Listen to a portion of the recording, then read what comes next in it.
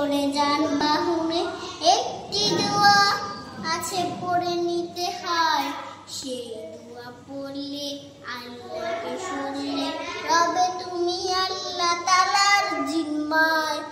সুবহানাল্লাযী সাক্খার লানা হাদা ওয়া মা লাহু মুকরিমিন, লা লা লা লা লা।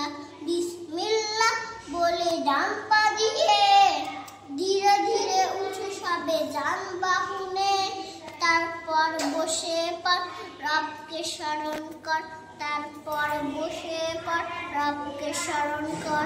আল্লাহু আকবার এভাবে বলবে তিনবার। সুবহানাল্লাযী সাক্খার লানা হাদা ওয়া মা লাহু মুকরিমিন, লা লা লা লা লা।